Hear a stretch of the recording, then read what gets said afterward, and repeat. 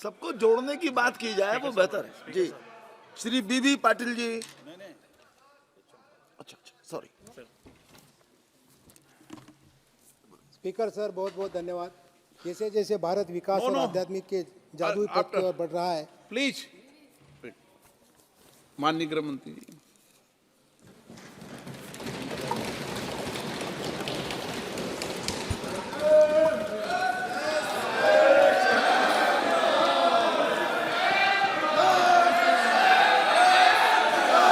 माननीय अध्यक्ष जी, मैं सबसे पहले तो आपका धन्यवाद देना चाहता हूं कि आज़ादी के बाद जो कुछ राष्ट्र के जीवन में महत्वपूर्ण प्रस्ताव आए हैं, उसमें से एक प्रस्ताव श्री राम जन्मभूमि पर मंदिर के निर्माण का, उसमें मुझे मेरे विचार रखने के लिए आपने मौका दिया, इसलिए हृदय से मैं आपका धन्यवाद करना चाहता हूं। मान्यवर, मैं देश की 140 करोड़ की जनता की ओर से भी आसन का, स्पीकर साहब का धन्यवाद करना चाहता हूं, क्योंकि ये जो सदन है वो नियम से तो चलता ही है। हर चर्चा नियमों से बंधी हुई होती है, संविधान से बंधी हुई होती है, परंतु एक मायनों में ये सदन जन चेतना का, जनता की आकांक्षाओं का और जनता की इच्छाओं की प्रवक्ता बनने का भी सदन का दायित्व है, और आज ये हो रहा है। 140 करोड़ के देश में और दुनिया भर में बैठे हुए राम भक्त जो 22 जनवरी के बाद एक अद्भुत आध्यात्मिक चेतना का अनुभव कर रहे हैं, इसको वाचा देने के लिए आपने समय दिया, इसलिए देश आपका हमेशा के लिए आभारी रहेगा। मान्यवर, मैंने देश का इतिहास किया। मान्यवर, 22 जनवरी का दिन 1528 से शुरू हुई एक संघर्ष और अन्याय के सामने लड़ाई का एक आंदोलन के अंत का दिन है। 1528 से चली हुई ये न्याय की लड़ाई यहां पर समाप्त। मान्यवर, 22 जनवरी का दिन करोड़ों भक्तों के आशा, आकांक्षा और सिद्धि का दिन है। उनकी आज आशा आकांक्षाएं सिद्ध हुई है। मान्यवर, 22 जनवरी का दिन भारत की, समग्र भारत की, मैं चाहूंगा कि समग्र भारत पर पूरा सदन गौर करे। 22 जनवरी का दिन समग्र भारत की आध्यात्मिक चेतना के पुनः जागरण का दिन आज इतिहास में बन चुका है। मान्यवर, 22 जनवरी का दिन महान भारत की यात्रा की शुरुआत का दिन है। 22 जनवरी के दिन मां भारती को विश्व गुरु के मार्ग पर ले जाने को प्रशस्त करने वाला दिन मान्यवर बनने वाला है।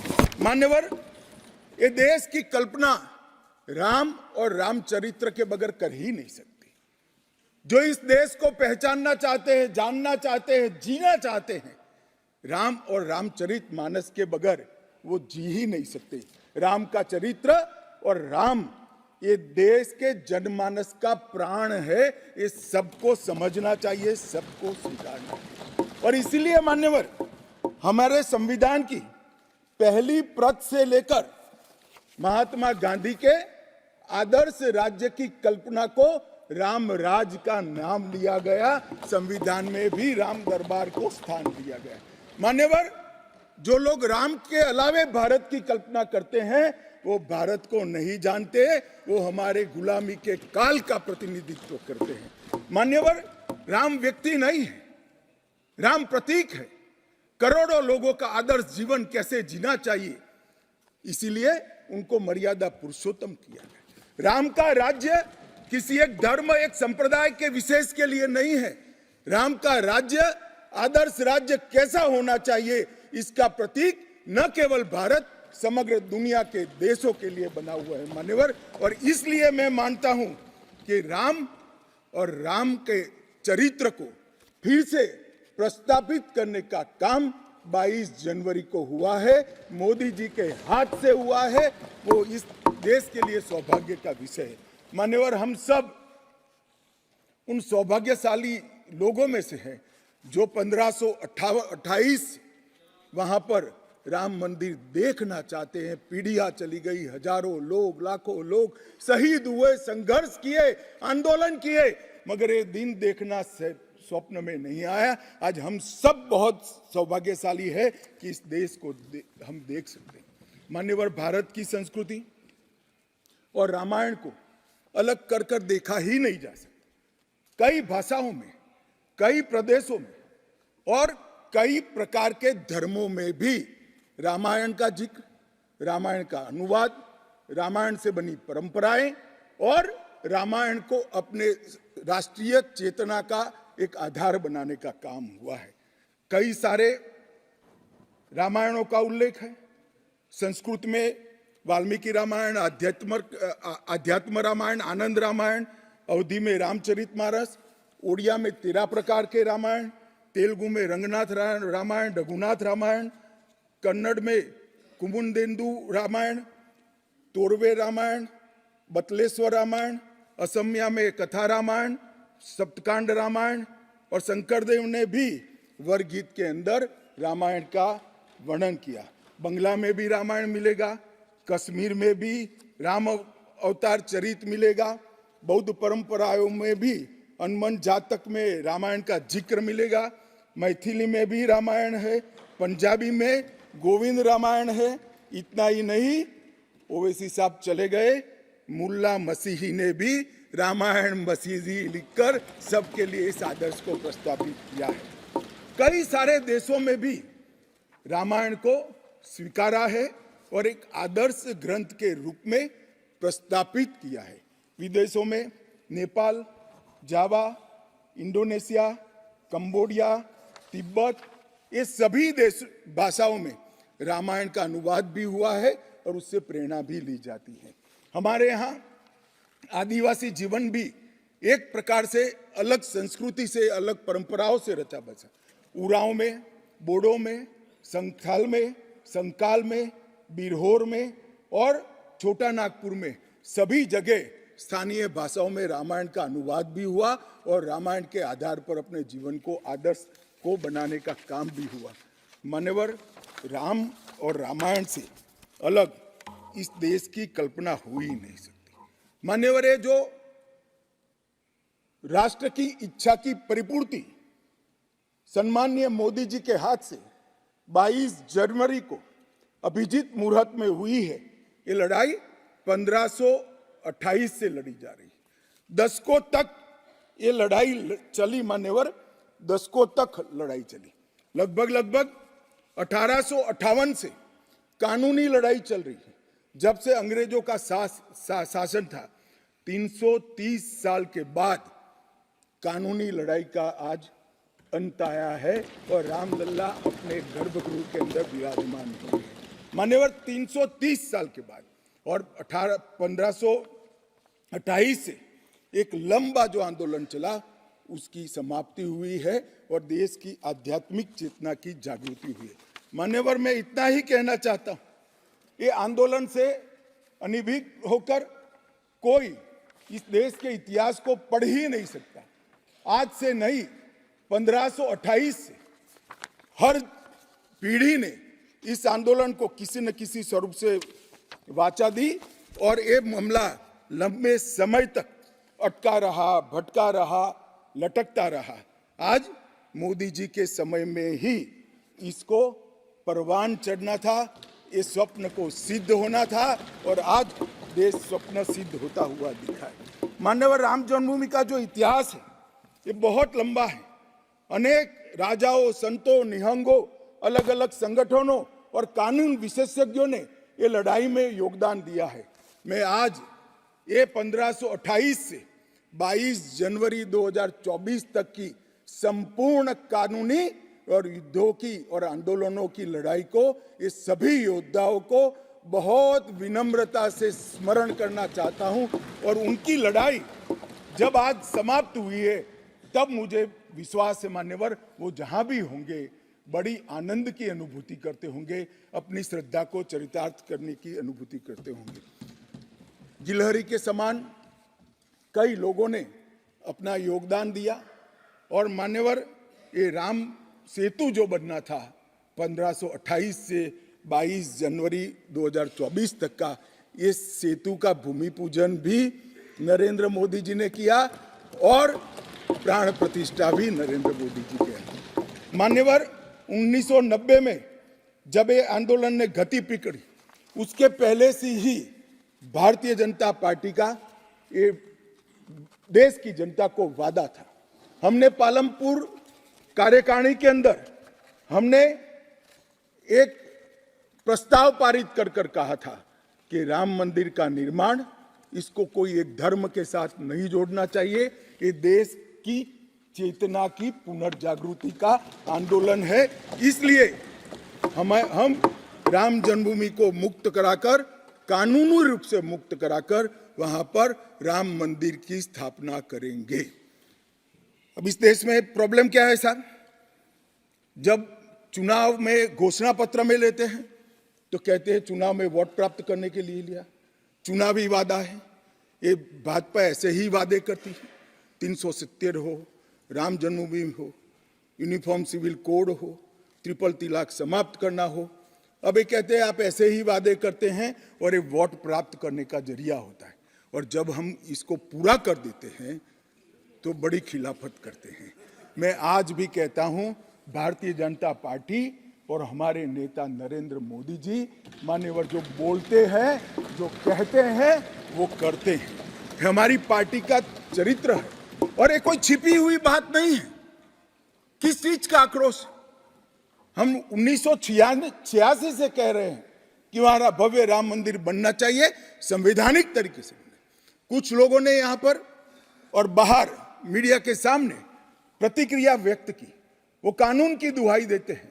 मैं उनको पूछना चाहता हूं कि मान्यवर, क्या सुप्रीम कोर्ट की 5 जजों की खंडपीठ के जजमेंट से आप वास्ता रखते हो या नहीं रखते हो?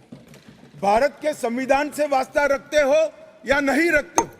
किसी ने अगर सुप्रीम कोर्ट की अवहेलना कर वहां पर मंदिर बनाया होता तो आप कुछ भी कह सकते थे, मगर जब देश की सर्वोच्च अदालत के 5 जजों की खंडपीठ ने, और जिसकी अध्यक्षता स्वयं चीफ जस्टिस ऑफ इंडिया और आने वाले 4 चीफ जस्टिस कर रहे थे, ऐसी महत्वपूर्ण बेंच ने जब ये निर्णय लिया, तब आप कैसे कन्नी काट सकते हो? मान्यवर, निर्णय पसंद हो तो स्वीकार कर लेना, सुप्रीम कोर्ट का सम्मान करना, और कोई निर्णय पसंद ना आए तो सुप्रीम कोर्ट के भी बड़ा बूढ़ा करना, ये ठीक नहीं है। मान्यवर, सुप्रीम कोर्ट के निर्णय ने आज पूरी दुनिया में भारत के पंथ निरपेक्ष चरित्र को उजागर किया है। दुनिया में एक भी देश ऐसा नहीं है जहां बहुमत समाज ने अपनी आस्था का निर्वहन करने के लिए इतनी लंबी कानूनी लड़ाई लड़ी। हमने राह देखी है, सुप्रीम कोर्ट में लड़ाई लड़ी, और सुप्रीम कोर्ट का जजमेंट आने के बाद वहां पर आज भव्य राम मंदिर बना है। मान्यवर, जो बोल रहे हैं उनको भी सब मालूम है कि क्यों बोल रहे हैं। मैं आज फिर से कहना चाहता हूं, हमारे गुजरात में एक कहावत है, हवन में हड्डी नहीं डालनी चाहिए। पूरा देश जब आनंद में डूबा है, पूरा देश आध्यात्मिक चेतना की जागृति का अनुभव हो रहा है, भैया स्वागत कर लो, साथ में जुड़ जाओ, इसी से देश का भी भला है और सबका भला है। मान्यवर, एक लंबी लड़ाई के बाद स्थगितता में पड़े हुए मामले को नरेंद्र मोदी जी ने एक युग परिवर्तन करने के लिए, जब मोदी जी को देश की जनता ने लंबे समय के बाद और कांग्रेस के बगैर किसी दल ने पहली बार पूर्ण बहुमत के साथ प्रधानमंत्री बनाना, तब से ये लड़ाई शुरू हुई। मान्यवर, 14 से 19 तक राम जन्मभूमि मंदिर की लड़ाई चली, उसका ट्रांसलेशन हुआ, सालों लगे, लाखों पेज का अनुवाद हुआ, अनुवाद होकर कोर्ट के सामने गया, बीच में चुनाव आ गया, कोर्ट ने माना कि चुनाव के वक्त फैसला देंगे तो इसको शायद अलग दृष्टि से देखा जाएगा, कोई बात नहीं। चुनाव के बाद फिर से मोदी जी आ गए और फिर केस चला और अंततोगत्वा जब कोर्ट ने न्याय किया तब 5 अगस्त 2020 को 19 को मोदी जी ने इसकी नींव रखकर इसकी शुरुआत। मान्यवर, ये जो 20 से 24 की यात्रा है वो 20 से 24 की यात्रा भी समझनी चाहिए। राम जन्मभूमि का आंदोलन ऐसे ही नहीं चला। इसके साथ हर गांव, हर घर में हर करोड़ों राम भक्त, अनेक संगठन, भारतीय जनता पार्टी, राष्ट्रीय स्वयंसेवक संघ समेत घर घर गए, शिला लेकर गए, पूजा की और वो पत्थर को राम मंदिर की शिला बनाकर अयोध्या तक पहुंचाने का काम।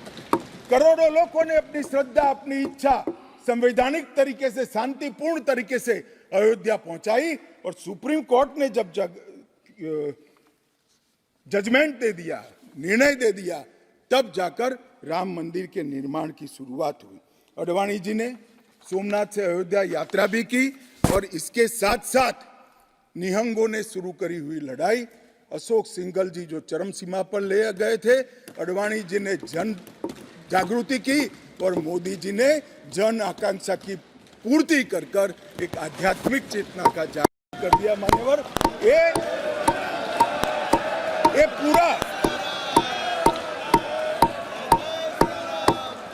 ये पूरा आंदोलन मान्यवर जब भी दुनिया का इतिहास लिखा जाएगा एक डेमोक्रेटिक वैल्यू के रूप में देखा जाएगा कि कोई एक देश अपने बहुमती समाज की धार्मिक विश्वास की पूर्ति के लिए इतने समय धैर्य रखकर सुप्रीम कोर्ट में गुहार लगाता रहे और सुप्रीम कोर्ट के जजमेंट आने के बाद सौहार्दपूर्ण वातावरण में इसकी पूर्ति हो। मान्यवर, ये बहुत बड़ी बात है और मैं मानता हूं मान्यवर कि ये मोदी जी के नेतृत्व के बगैर संभव नहीं था। मान्यवर, मैं इतना ही कहना चाहता हूं कि जब राम मंदिर का निर्माण हो रहा था तब और जब जजमेंट आया तब कई लोग आगाज लगा रहे थे, कई लोग अनुमान कर रहे थे इस देश में रक्तपात हो जाएगा, इस देश में दंगे हो जाएंगे, इस देश में धर्म के बीच में बड़े विवाद होंगे। मगर मैं आज इस सदन को कहना चाहता हूं, ये भारतीय जनता पार्टी की सरकार है, नरेंद्र मोदी इस देश के प्रधानमंत्री। कोर्ट के जजमेंट को भी जय पराजय की जगह सबकी मान्य न्यायालय के आदेश में परिवर्तित करने का काम मोदी जी के दूरदर्शी विचार ने। और उसके बाद जब समय आया, निर्माण के बाद जब समय आया मान्यवर, उनको न्योता मिला कि वो आकर भूमि पूजन करें। 130 करोड़ की जनता के वो जनप्रतिनिधि हैं। न्यास ने उनको नेतृत्व करने का, जनता का प्रतिनिधि के नाते जब मौका दिया शिलान्यास करने का, तब मोदी जी के जो पूरा आचरण है इसको ध्यान से देखना चाहिए। मान्यवर, वो आचरण आने वाले अनेक सैकड़ों सालों तक दुनिया के सामने रहेगा और दुनिया के सामने इससे कई लोगों को प्रेरणा भी मिलेगी। मान्यवर, हम सब ने आचार्य गोविंद देव गिरि जी ने जो वक्तव्य दिया वो सुना है। मोदी जी को जब मौका मिला तब उन्होंने रामानंदी समाज के, संप्रदाय के और वैष्णव संतों से पूछा कि भाई प्राण प्रतिष्ठा करनी है, किसी संसारी ने करनी है, तो इसके यम नियम, इसके लिए किस प्रकार की उपासना करनी चाहिए, और जो संतों की ओर से सुझाएगा उससे भी अनेक दुनिया गुना कठोर 11 दिन का व्रत इस देश के प्रधानमंत्री। मान्यवर, 11 दिन तक सैया पर नहीं सोना, 11 दिन तक केवल नारियल पानी के साथ उपवास करना, 11 दिन तक पूरा समय राममय, राम भक्ति में रचे बसे रहना और पूरे जीवन की उस वक्त की हर सांस को राम के साथ जोड़कर राममय बनकर प्राण प्रतिष्ठा करना। मान्यवर, ये 11 दिन में मां सबरी, गिलेरी, वानर, भालू, जटायु ये सब के साथ जुड़े हुए देश भर में जो राम के स्थान थे, वहां जाकर राम के काज के लिए गिलहरी जैसा भी योगदान देने वालों को श्रद्धा पूर्वक प्रणाम करने का काम प्रधानमंत्री। राम मंदिर का जब भूमि पूजन का समय आया, कोई पॉलिटिकल नारे नहीं लगाए, ना मोदी जी ने इसका नेतृत्व पॉलिटिकली किया, ना हमारी पार्टी ने किया। हर रोज एक राम का भजन अलग अलग भाषा में ट्वीट कर एक भक्ति का आंदोलन शुरू किया। मान्यवर, इस देश में कई सारे भक्ति के आंदोलन खड़े हुए हैं, ढेर सारे आंदोलन खड़े हुए। मान्यवर, इस देश में भक्ति का आंदोलन कोई नया नहीं है। मान्यवर, मीरा ने चलाया, गुजरात में नरसिंह मेहता ने चलाया, रामानंद ने चलाया, एकनाथ और ज्ञानेश्वर ने चलाया, शंकरदेव और माधवदेव ने असम में चलाया, चैतन्य महाप्रभु ने चलाया, समर्थ रामदास ने चलाया। ये सब भक्ति आंदोलन ने समय समय पर देश को मजबूत करने का काम किया है, सनातन धर्म को टिकाने का काम किया है और सनातन धर्म के प्रति सबकी आस्था को बंधाने का। घनघोर अंधेरी रात में एक ध्रुव तारे की तरह ये भक्ति आंदोलन ने देश के जनमानस का नेतृत्व किया। भारत के ही छोर में 10 सिख गुरुओं ने अनेक प्रकार के बलिदान, एक दशम पिता ने तो अपना सर्वस्व दान कर दिया। इस प्रकार के त्याग की भी इस देश की परंपरा रही, परंतु ये समग्र भारत के हजारों साल लंबे सांस्कृतिक और राजनीतिक इतिहास में एक शासक ने, एक जनता के व्यक्ति ने, एक जनता के प्रतिनिधि ने अपने यम, नियम, तप और उपासना से भक्ति चेतना की जागृति की, तो इसका एकमात्र घटना नरेंद्र मोदी जी ने की। और मैं तो स्वयं अनुभव कर रहा हूं। मैं उस दिन बैठा था लक्ष्मी नारायण मंदिर में, दिल्ली में बिरला मंदिर में। जो जनता थी, जो लोग थे, सबकी आंखों में आंसू थे। पूरा देश राममय हो गया था और जय श्री राम के नारे लगा रहा। मान्यवर, मोदी जी ने बड़ी शालीनता के साथ विजय के, पराजय के कोई भाव के बगैर जय श्री राम के युद्ध के नारों से पूरी दुनिया जानती है। जय श्री राम की वानर सेना का युद्ध का घोष था, पूरी दुनिया जानती है। जय संघर्ष चला तब जय श्री राम चला और मंदिर बना तो जय सिया राम हो गया। संघर्ष से भक्ति की यात्रा पूरे देश को आगे ले जाने वाली यात्रा है। मान्यवर,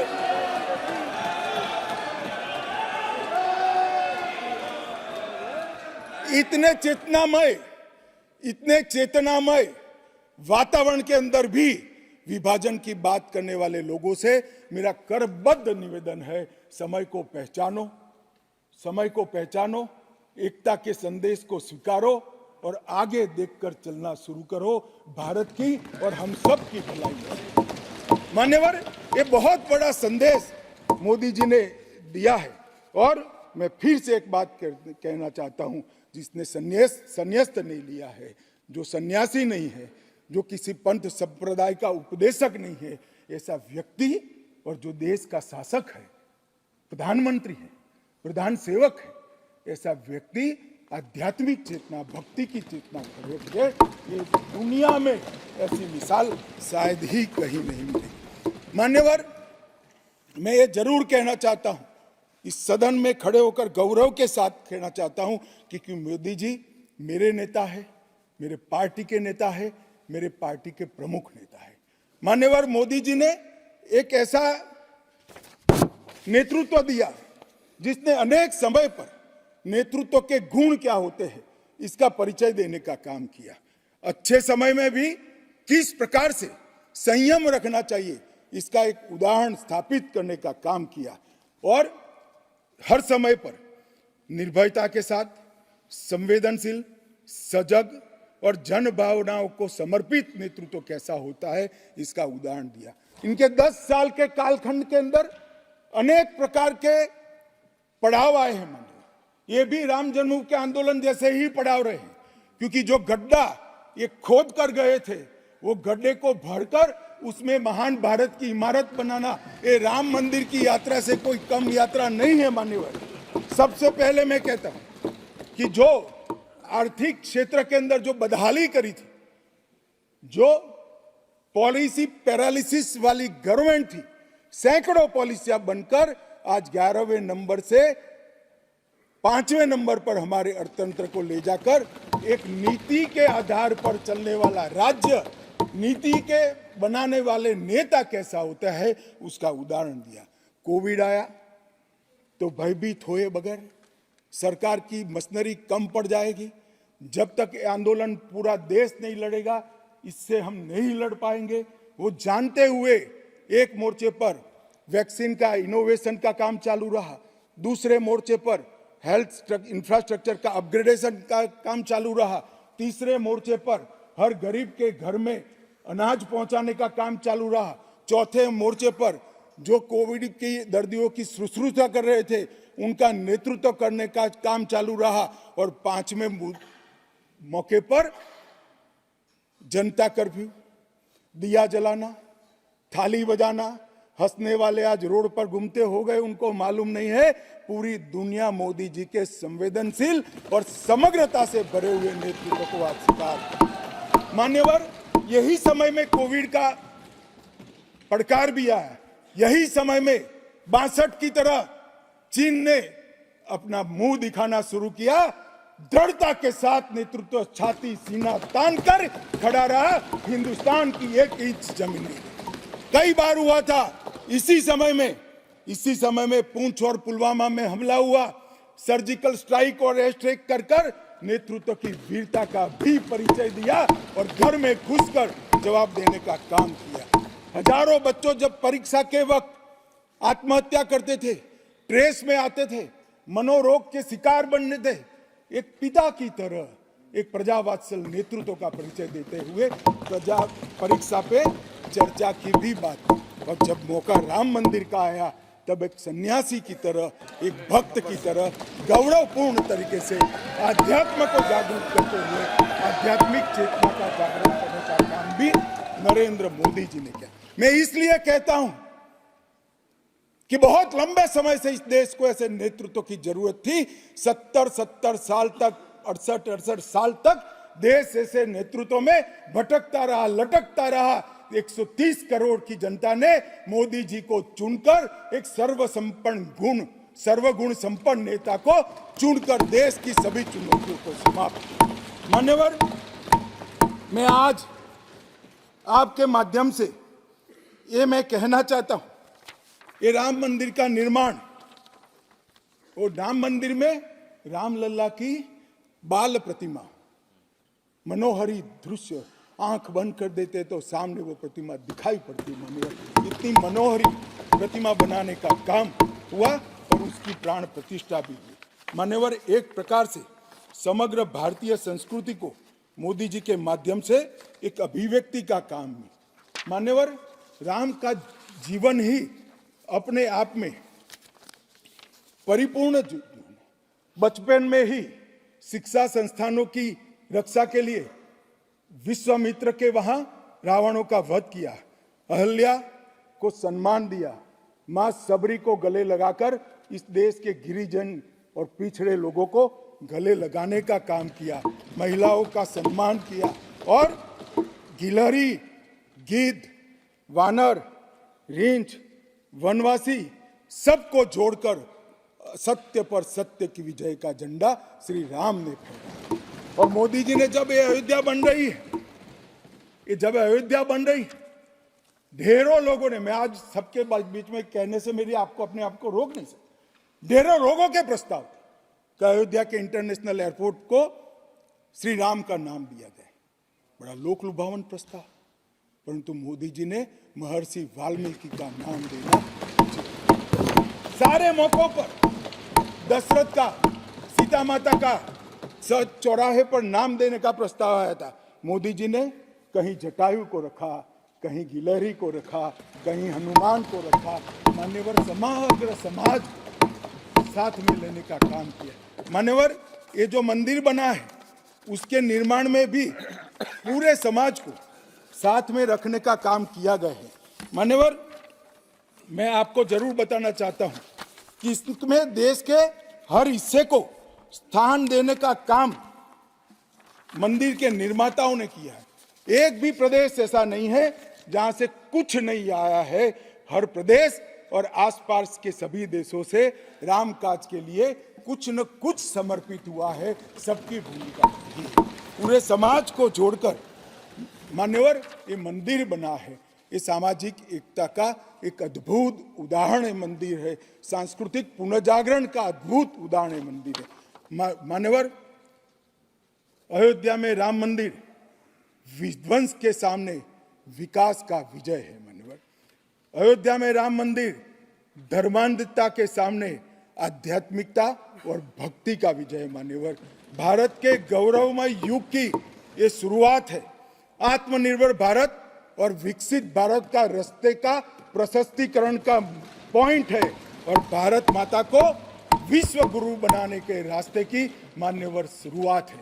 मैं जरूर मानता हूं कि सालों से सदियों से इस देश के प्रेरणा पुरुष रहे, जिनके चरित्र से न केवल इस देश पूरी दुनिया संदेश लेती है, ऐसे प्रभु श्री राम को मूर्ति का अपने निज घर में स्थापन से इस देश का जो नया युग शुरू हुआ है ये बहुत शुभांकर होगा और आने वाले दिनों में 2024 में भी मोदी जी के नेतृत्व में यहाँ सरकार बनेगी और ये शुभांकर शुरुआत हुई है, उसको गंतव्य स्थान पर ले जाने का काम करेगी। मान्यवर, मेरा बहुत बहुत धन्यवाद। मेरे शब्द और विचार